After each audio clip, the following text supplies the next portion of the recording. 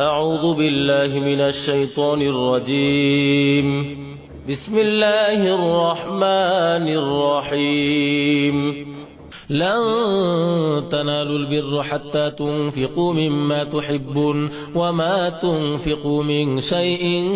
فإن الله به عليم. كل الطعام كان حلا لبني إسرائيل إلا ما حرم إسرائيل على نفسه من قبل أن تنزل التوراة. قل فأتوا بالتوراة فاتلوها إن كنتم صادقين.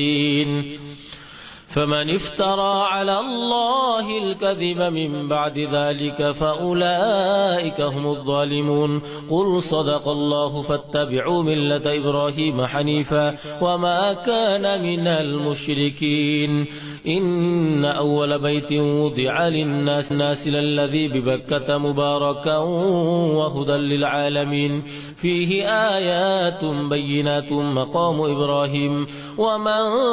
دخله كان آمنا. ولله على الناس حج البيت من استطاع إليه سبيلا ومن كفر فإن الله غني عن العالمين. قل يا أهل الكتاب لم تكفرون بآيات الله والله شهيد على ما تعملون. قل يا أهل الكتاب لم تصدون عن سبيل الله من آمن تبغونها عوجا وأنتم شهداء وما الله بغافل عما تعملون. يا أيها الذين آمنوا إن تطيعوا فريقا من الذين أوتوا الكتاب يردوكم بعد إيمانكم كافرين. وكيف تكفرون وأنتم تتلى عليكم آيات الله وفيكم رسوله ومن يعتصم بالله فقد هدي إلى صراط مستقيم. يا أيها الذين آمنوا اتقوا الله حق تقاته ولا تموتن إلا وأنتم مسلمون. واعتصموا بحبل الله جميعا ولا تفرقوا واذكروا نعمة الله عليكم إذ كنتم أعداء فألف بين قلوبكم فأصبحتم بنعمته إخوانا وكنتم على شفا حفرة من النار فأنقذكم منها. كذلك يبين الله لكم آياته لعلكم تهتدون. ولتكن منكم أمة يدعون إلى الخير ويأمرون بالمعروف وينهون عن المنكر وأولئك هم المفلحون. ولا تكونوا كالذين تفرقوا واختلفوا من بعد ما جاءهم البينات وأولئك لهم عذاب عظيم. يوم تبيض وجوه وتسود وجوه فأما الذين اسودت وجوههم أكفرتم بعد إيمانكم فذوقوا العذاب بما كنتم تكفرون. وأما الذين ابيضت وجوههم ففي رحمة الله هم فيها خالدون. تلك آيات الله نتلوها عليك بالحق وما الله يريد ظلما للعالمين. ولله ما في السماوات وما في الأرض وإلى الله ترجع الأمور. كنتم خير أمة أخرجت للناس تأمرون بالمعروف وتنهون عن المنكر وتؤمنون بالله. ولو آمن أهل الكتاب لكان خيرا لهم منهم المؤمنون وأكثرهم الفاسقون. لن يضروكم إلا أذى وإن يقاتلوكم يولوكم الأدبار ثم لا ينصرون. ضربت عليهم الذلة أينما ثقفوا إلا بحبل من الله وحبل من الناس وباءوا بغضب من الله وباءوا بغضب من الله وضربت عليهم المسكنة ذلك بأنهم كانوا يكفرون بآيات الله ويقتلون الأنبياء بغير حق ذلك بما عصوا وكانوا يعتدون ليسوا سواء من أهل الكتاب أمة قائمة يتلون آيات الله آناء الليل وهم يسجدون يؤمنون بالله واليوم الآخر ويأمرون بالمعروف وينهون عن المنكر ويسارعون في الخيرات وأولئك من الصالحين وما يفعلوا من خير فلن يكفروا والله عليم بالمتقين إن الذين كفروا لن تغني عنهم أموالهم ولا أولادهم من الله شيئا وأولئك أصحاب النار هم فيها خالدون مثل ما ينفقون في هذه الحياة الدنيا كمثل ريح فيها صر أصابت حرث قوم ظلموا أنفسهم فأهلكت وما ظلمهم الله ولكن أنفسهم يظلمون يا أيها الذين آمنوا لا تتخذوا بطانة من دونكم لا يألونكم خبالا ودوا ما عنتم قد بدت البغضاء من أفواههم وما تخفي صدورهم أكبر قد بينا لكم الآيات إن كنتم تعقلون ها أنتم أولئك تحبونهم ولا يحبونكم وتؤمنون بالكتاب كله وإذا لقوكم قالوا آمنا وإذا خلوا عدوا عليكم الأنامل من الغيظ قل موتوا بغيظكم إن الله عليم بذات الصدور إن تمسسكم حسنة تسؤكم وإن تصبكم سيئة يفرحوا بها إن تمسسكم حسنة تسؤهم وإن تصبكم سيئة يفرحوا بها وإن تصبروا وتتقوا لا يضركم كيدهم شيئا إن الله بما يعملون محيط وإذ غدوت من أهلك تبوئ المؤمنين مقاعد للقتال والله سميع عليم إذ هم الطائفتان منكم أن تفشلا والله وليهما وعلى الله فليتوكل المؤمنون ولقد نصركم الله ببدر وأنتم أذلة فاتقوا الله لعلكم تشكرون إذ تقول للمؤمنين ألن يكفيكم أن يمدكم ربكم ب3,000 من الملائكة منزلين بلى إن تصبروا وتتقوا ويأتوكم من فورهم هذا يمددكم ربكم ب5,000 من الملائكة مسومين وما جعله الله إلا بشرى لكم ولتطمئن قلوبكم به وما النصر إلا من عند الله العزيز الحكيم ليقطع طرفا من الذين كفروا أو يكبتهم فينقلبوا خائبين ليس لك من الأمر شيء أو يتوب عليهم أو يعذبهم فإنهم ظالمون ولله ما في السماوات وما في الأرض يغفر لمن يشاء ويعذب من يشاء والله غفور رحيم يا أيها الذين آمنوا لا تأكلوا الربا أضعافا مضاعفا واتقوا الله لعلكم تفلحون واتقوا النار التي أعدت للكافرين وأطيعوا الله والرسول لعلكم ترحمون وسارعوا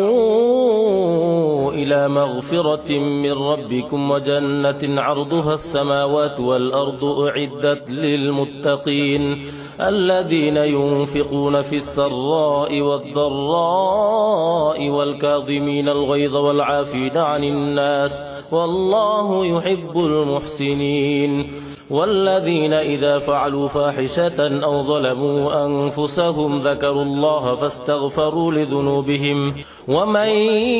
يغفر الذنوب إلا الله ولم يصروا على ما فعلوا وهم يعلمون أولئك جزاؤهم مغفرة من ربهم وجنات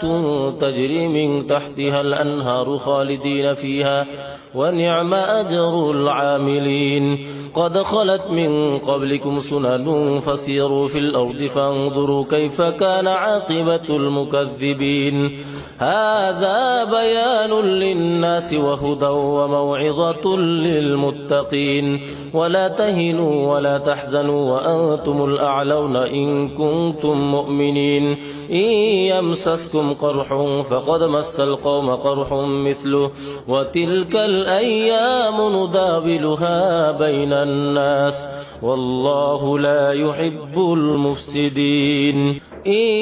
يمسسكم قرح فقد مس القوم قرح مثله وتلك الأيام نداولها بين الناس وليعلم الله الذين آمنوا ويتخذ منكم شهداء والله لا يحب الظالمين وليمحص الله الذين آمنوا ويمحق الكافرين أم حسبتم أن تدخلوا الجنة ولما يعلم الله الذين جاهدوا منكم ويعلم الصابرين ولقد كنتم تمنون الموت من قبل أن تلقوه فقد رأيتموه وأنتم تنظرون وما محمد إلا رسول قد خلت من قبله الرسل أفإن مات أو قتل انقلبتم على أعقابكم ومن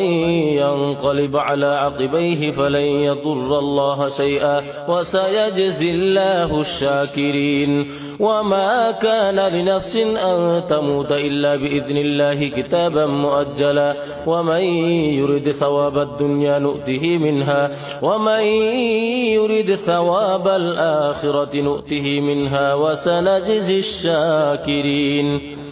وكأي من نبي قاتل معه ربيون كثير فما وهنوا لما أصابهم في سبيل الله وما ضعفوا وما استكانوا والله يحب الصابرين وما كان قولهم إلا أن قالوا ربنا اغفر لنا ذنوبنا وإسرافنا في أمرنا وثبت أقدامنا وانصرنا على القوم الكافرين فآتاهم الله ثواب الدنيا وحسن ثواب الآخرة والله يحب المحسنين يا أيها الذين آمنوا إن تطيعوا الذين كفروا يردوكم على أعقابكم فتنقلبوا خاسرين بل الله مولاكم وهو خير الناصرين سنلقي في قلوب الذين كفروا الرعب بما أشركوا بالله ما لم ينزل به سلطانا ومأواهم النار وبئس مثوى الظالمين ولقد صدقكم الله وعده إذ تحسونهم بإذنه حتى إذا فشلتم وتنازعتم في الأمر وعصيتم من بعد ما أراكم ما تحبون منكم من يريد الدنيا ومنكم من يريد الآخرة ثم صرفكم عنهم ليبتليكم ولقد عفا عنكم والله ذو فضل على المؤمنين إذ تسعدون ولا تلوون على أحد والرسول يدعوكم في أخراكم فأثابكم غما بغم لكي لا تحزنوا على ما فاتكم ولا ما أصابكم والله خبير بما تعملون ثم أنزل عليكم من بعد الغم أمنة نعاسا يغشى طائفة منكم وطائفة قد أهمتهم أنفسهم يظنون بالله غير الحق ظن الجاهلية يقولون هل لنا من الأمر من شيء قل إن الأمر كله لله يخفون في أنفسهم ما لا يبدون لك يقولون لو كان لنا من الأمر شيء ما قتلنا هاهنا قل لو كنتم في بيوتكم لبرز الذين كتب عليهم القتل إلى مضاجعهم وليبتلي الله ما في صدوركم وليمحص ما في قلوبكم والله عليم بذات الصدور إن الذين تولوا منكم يوم التقى الجمعان إنما استزلهم الشيطان ببعض ما كسبوا ولقد عفى الله عنهم إن الله غفور حليم يا أيها الذين آمنوا لا تكونوا كالذين كفروا وقالوا لإخوانهم إذا ضربوا في الأرض أو كانوا غزا لو كانوا عندنا ما ماتوا وما قتلوا ليجعل الله ذلك حسرة في قلوبهم الله يحيي ويميت والله بما تعملون بصير ولئن قتلتم في سبيل الله أو متم لمغفرة من الله ورحمة خير مما يجمعون ولئن متم أو قتلتم لإلى الله تحشرون فبما رحمة من الله لنت لهم ولو كنت فظا غليظ القلب لانفضوا من حولك فاعف عنهم واستغفر لهم وشاورهم في الأمر فإذا عزمت فتوكل على الله إن الله يحب المتوكلين إن ينصركم الله فلا غالب لكم وإن يخذلكم فمن ذا الذي ينصركم من بعده وعلى الله فليتوكل المؤمنون وما كان لنبي أن يغل ومن يغلل يأتي بما غل يوم القيامة ثم توفى كل نفس ما كسبت وهم لا يظلمون أفمن اتبع رضوان الله كمن باء بسخط من الله ومأواه جهنم وبئس المصير هم درجات عند الله والله بصير بما يعملون لقد من الله على المؤمنين إذ بعث فيهم رسولا من أنفسهم يتلو عليهم آياته ويزكيهم ويعلمهم الكتاب والحكمة وإن كانوا من قبل لفي ضلال مبين أولما أصابتكم مصيبة قد أصبتم مثليها قلتم أن هذا قل هو من عند أنفسكم إن الله على كل شيء قدير وما أصابكم يوم التقى الجمعان فبإذن الله وليعلم المؤمنين وليعلم الذين نافقوا وقيل لهم تعالوا قاتلوا في سبيل الله أو ادفعوا قالوا لو نعلم قتالا لاتبعناكم هم للكفر يومئذ أقرب منهم للإيمان يقولون بأفواههم ما ليس في قلوبهم والله أعلم بما يكتمون الذين قالوا لإخوانهم وقعدوا لو أطاعونا ما قتلوا قل فادرءوا عن أنفسكم الموت إن كنتم صادقين ولا تحسبن الذين قتلوا في سبيل الله أمواتا بل أحياء عند ربهم يرزقون فرحين بما آتاهم الله من فضله ويستبشرون بالذين لم يلحقوا بهم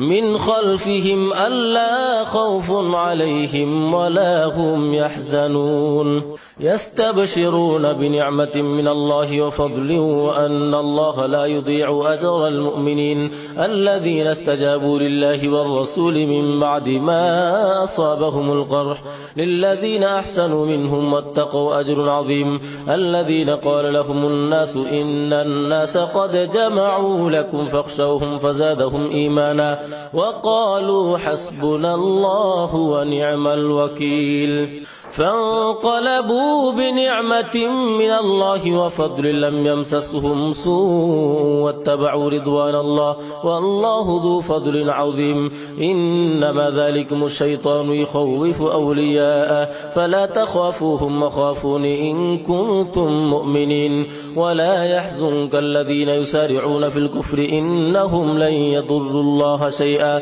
يريد الله ألا يجعل لهم حظا في الآخرة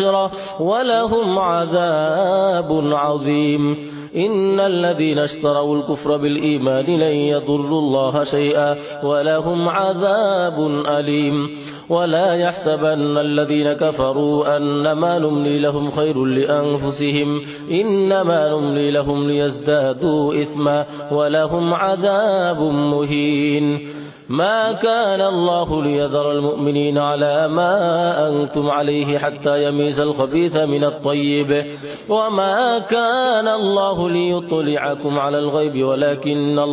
ولكن الله يجتبي من رسله من يشاء. فآمنوا بالله ورسله وإن تؤمنوا وتتقوا فلكم أجر عظيم. ولا يحسبن الذين يبخلون بما آتاهم الله من فضله هو خير لهم بل هو شر لهم سيطوقون ما بخلوا به يوم القيامة ولله ميراث السماوات والأرض والله بما تعملون خبير. لقد سمع الله قول الذين قالوا إن الله فقير ونحن أغنياء سنكتب ما قالوا وقتلهم الأنبياء بغير حق ونقول ذوقوا عذاب الحريق ذلك بما قدمت أيديكم وأن الله ليس بظلام للعبيد. الذين قالوا إن الله عهد إلينا ألا نؤمن لرسول حتى يأتينا بقربان تأكله النار قل قد جاءكم رسل من قبلي بالبينات وبالذي قلتم فلم قتلتموهم إن كنتم صادقين. فإن كذبوك فقد كذب رسل من قبلك جاءوا بالبينات والزبر والكتاب المنير كل نفس ذائقة الموت وإنما توفون أجوركم يوم القيامة فمن زحزح عن النار وأدخل الجنة فقد فاز وما الحياة الدنيا إلا متاع الغرور. لتبلون في أموالكم وأنفسكم ولتسمعن من الذين أوتوا الكتاب من قبلكم ومن الذين أشركوا أذى كثيرا وإن تصبروا وتتقوا فإن ذلك من عزم الأمور. وإذ أخذ الله ميثاق الذين أوتوا الكتاب لتبيننه للناس ولا تكتمونه فنبذوه وراء ظهورهم واشتروا به ثمنا قليلا فبئس ما يشترون. لا تحسبن الذين يفرحون بما أتوا ويحبون أن يحمدوا بما لم يفعلوا فلا تحسبنهم بمفازة من العذاب ولهم عذاب أليم. ولله ملك السماوات والأرض والله على كل شيء قدير. إن في خلق السماوات والأرض واختلاف الليل والنهار لآيات لأولي الألباب الذين يذكرون الله قياما وقعودا وعلى جنوبهم ويتفكرون في خلق السماوات والأرض ربنا ما خلقت هذا باطلا سبحانك فقنا عذاب النار. ربنا إنك من تدخل النار فقد أخزيته وما للظالمين من أنصار. ربنا إننا سمعنا مناديا ينادي للإيمان أن آمنوا بربكم فآمنا ربنا فاغفر لنا ذنوبنا وكفر عنا سيئاتنا وتوفنا مع الأبرار. ربنا وآتنا ما وعدتنا على رسلك ولا تخزنا يوم القيامة إنك لا تخلف الميعاد فاستجاب لهم ربهم أني لا أضيع عمل عامل منكم من ذكر أو أنثى بعضكم من بعض فالذين هاجروا وأخرجوا من ديارهم وأوذوا في سبيلي وقاتلوا وقتلوا لأكفرن عنهم سيئاتهم ولأدخلنكم جنات تجري من تحتها الأنهار ثوابا من عند الله والله عنده حسن الثواب لا يغرنك تقلب الذين كفروا في البلاد متاع قليل ثم مأواهم جهنم وبئس المهاد لكن الذين اتقوا ربهم لهم جنات تجري من تحتها الأنهار خالدين فيها نزلا من عند الله وما عند الله خير للأبرار وإن من أهل الكتاب لمن يؤمن بالله وما أنزل إليكم وما أنزل إليهم خاشعين لله لا يشترون بآيات الله ثمنا قليلا أولئك لهم أجرهم عند ربهم إن الله سريع الحساب يا أيها الذين آمنوا اصبروا وصابروا ورابطوا واتقوا الله لعلكم تفلحون بسم الله الرحمن الرحيم يا أيها الناس اتقوا ربكم الذي خلقكم من نفس واحدة وخلق منها زوجها وبث منهما رجالا كثيرا ونساء واتقوا الله الذي تساءلون به والأرحام إن الله كان عليكم رقيبا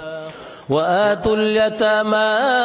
أموالهم ولا تتبدلوا الخبيث بالطيب ولا تأكلوا أموالهم إلى أموالكم إنه كان حوبا كبيرا وإن خفتم ألا تقسطوا في اليتامى فانكحوا ما طاب لكم من النساء مثنى وثلاث ورباع فإن خفتم ألا تعدلوا فواحدة أو ما ملكت أيمانكم ذلك أدنى ألا تعولوا وآتوا النساء صدقاتهن نحلة فإن طبن لكم عن شيء منه نفسا فكلوه هنيئا مريئا ولا تؤتوا السفهاء أموالكم التي جعل الله لكم قياما وارزقوهم فيها واكسوهم وقولوا لهم قولا معروفا وابتلوا اليتامى حتى إذا بلغوا النكاح فإن آنستم منهم رشدا فدفعوا إليهم أموالهم ولا تأكلوها إسرافا وبدارا أن يكبروا ومن كان غنيا فليستعفف ومن كان فقيرا فليأكل بالمعروف فإذا دفعتم إليهم أموالهم فأشهدوا عليهم وكفى بالله حسيبا للرجال نصيب مما ترك الوالدان والأقربون وللنساء نصيب مما ترك الوالدان والأقربون مما قل منه أو كثر نصيبا مفروضا وإذا حضر القسمة أولو القربى واليتامى والمساكين فارزقوهم منه وقولوا لهم قولا معروفا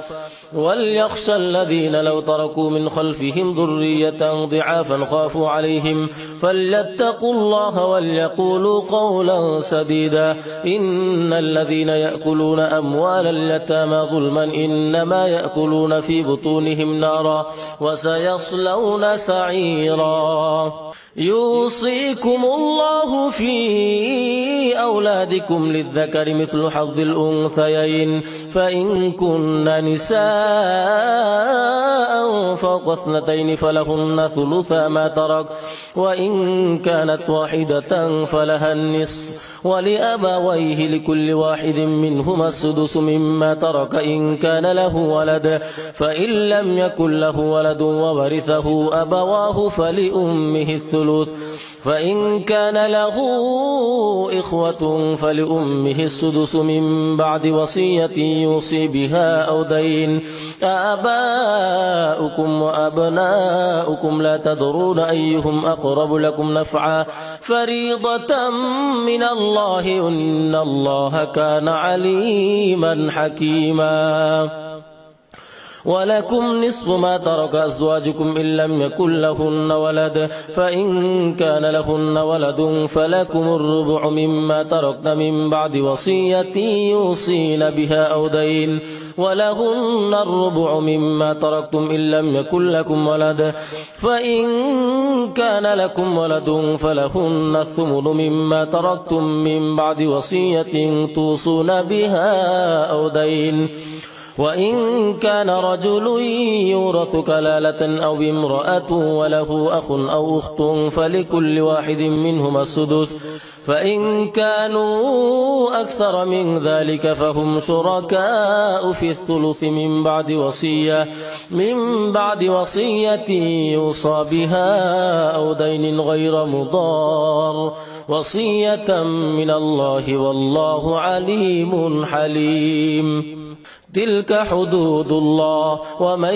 يطع الله ورسوله يدخله جنات تجري من تحتها الأنهار خالدين فيها وذلك الفوز العظيم. ومن يعص الله ورسوله ويتعد حدوده يدخله نارا خالدا فيها وله عذاب مهين. واللاتي يأتين الفاحشة من نسائكم فاستشهدوا عليهن 4 منكم، فإن شهدوا فأمسكوهن في البيوت حتى يتوفاهن الموت أو يجعل الله لهن سبيلا. واللذان يأتيانها منكم فآذوهما فإن تابا وأصلحا فأعرضوا عنهما إن الله كان توابا رحيما. إنما التوبة على الله للذين يعملون السوء بجهالة ثم يتوبون من قريب فأولئك يتوب الله عليهم وكان الله عليما حكيما. وليست التوبة للذين يعملون السيئات حتى إذا حضر أحدهم الموت قال إني تبت الآن، ولا الذين يموتون وهم كفار أولئك أعتدنا لهم عذابا أليما. يا أيها الذين آمنوا لا يحل لكم أن ترثوا النساء كرها ولا تعضلوهن لتذهبوا ببعض ما آتيتموهن إلا أن يأتين بفاحشة مبينة وعاشروهن بالمعروف، فإن كرهتموهن فعسى أن تكرهوا شيئا ويجعل الله فيه خيرا كثيرا. وإن أردتم استبدال زوج مكان زوج وآتيتم إحداهن قنطارا فلا تأخذوا منه شيئا أتأخذونه بهتانا وإثما مبينا. وكيف تأخذونه وقد أفضى بعضكم إلى بعض وأخذن منكم ميثاقا غليظا. ولا تنكحوا ما نكح آباؤكم من النساء إلا ما قد سلف إنه كان فاحشة ومقتا وساء سبيلا.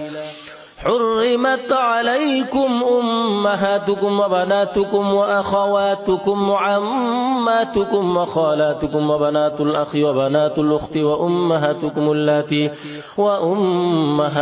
اللاتي أرضعنكم وأخواتكم من الرضاعة وأمهات نسائكم وربائبكم اللاتي في حجوركم من نسائكم اللاتي دخلتم بهن، فإن لم تكونوا دخلتم بهن فلا جناح عليكم. وحلائل أبنائكم الذين من أصلابكم وأن تجمعوا بين الأختين إلا ما قد سلف إن الله كان غفورا رحيما.